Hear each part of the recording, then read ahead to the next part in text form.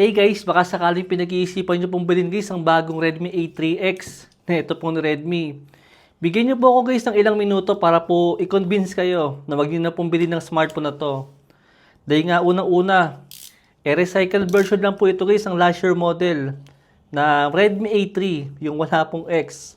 Dahil mukhang marami pa pong stock si Redmi guys ang Redmi A3. Kaya po ang ginawa nila, yung ginawa rin po ni Oppo. Ang ginawa po nila guys, nilagyan po ng bagong pangalan, itong si Redmi A3. At ginawa nga po siyang Redmi A3X para po maibenta ulit. Pero yung kanyang specs guys, identical po siya compare po sa may last year model na Redmi A3. Ang presyo po ng smartphone na to guys is nagre-range po siya sa kulang-kulang 3,000 pesos. Maybe masasabi nyo na okay naman yung specs ng smartphone na to dahil nga po 3,000 lang naman siya or kulang 3,000 pesos. Lalo pagka nagsisale nga po yung smartphone na yan. Guys, bigyan nyo ako ng ilang minuto para po sabihin sa inyo na kahit po mag-sale po yung smartphone na to, mas okay po na maghanap na lang po tayo ng iba kaysa po pagtiyagaan natin itong smartphone ni Redmi na napakahina. Mura nga siya guys, pero mapapamura ka naman sa kanyang specs. Ito guys, panoorin nyo po yung video natin kung sakaling hindi ka pa kumbinsido na itong si Redmi A3X, talagang lugi po tayo dito.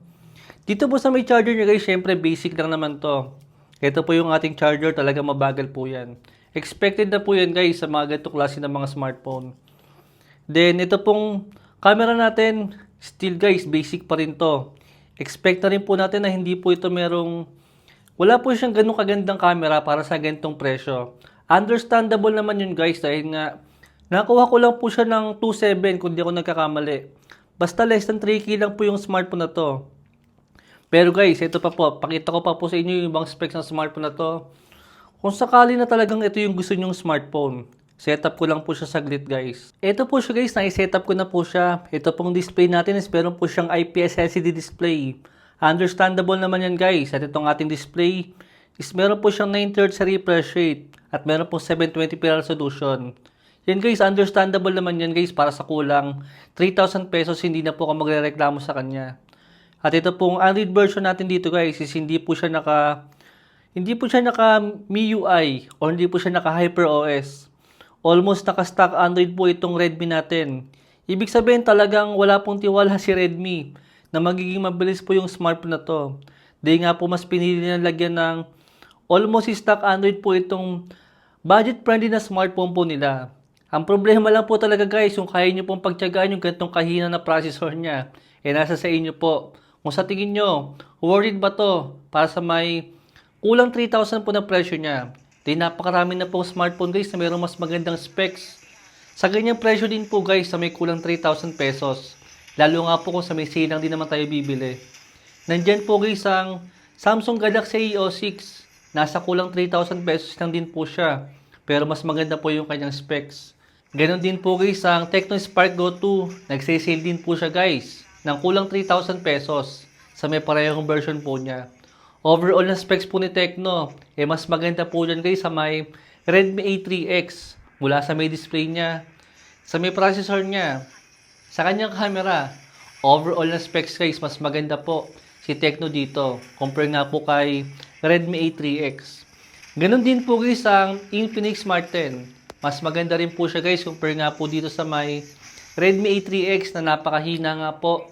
Napakapangit ang display at napakapangit din po ng camera. Compare nga po sa may Infinix Smart 10. Isa po si Infinix Smart 10 guys na mayroong magandang camera na may re-recommend ko sa inyo. Kung budget friendly na smartphone nga po ang hinahanap natin. Pero alam nyo po ang pinakamagandang smartphone sa may around 3,000 pesos. Kung magdadagdag lang po kayo ng konti sa may pinaka-presyo nga po ng Redmi A3X. Makakabili na po tayo guys ng Samsung Galaxy A06 5G. Naka 5G pa po tayo guys. Pero around 3,000 pesos nga lang po siya pagka nga po nagsisale yan. Compare nga po dito kay Redmi A3X. Mura lang siya, pero mapapamura ka naman sa may specs po na makukuha natin sa kanya. Alam nyo ang maganda lang po sa may smartphone na to, nagagandaan po ko sa kanyang design. Lalo po sa forma ng kanyang camera guys, dahil nga po pabilog siya. Nabarabang akala mo mukha siyang camera phone, pero budget friendly lang naman na smartphone to guys. Pero itong camera nga po niya is meron lang po siyang 8 megapixel na back camera, hindi po siya front selfie camera.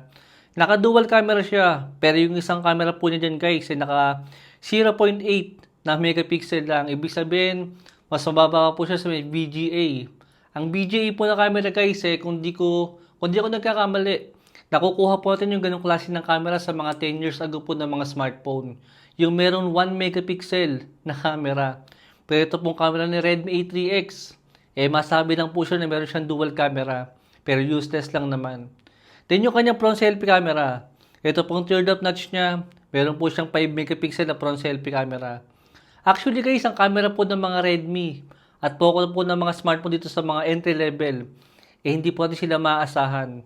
Dahil kahit po yung bagong version po ng Redmi A3X, yung Redmi A5, hindi rin po maganda guys yung kanyang camera. Saka po yung Poco C71. Nasa around 3,000 pesos lang din po siya guys.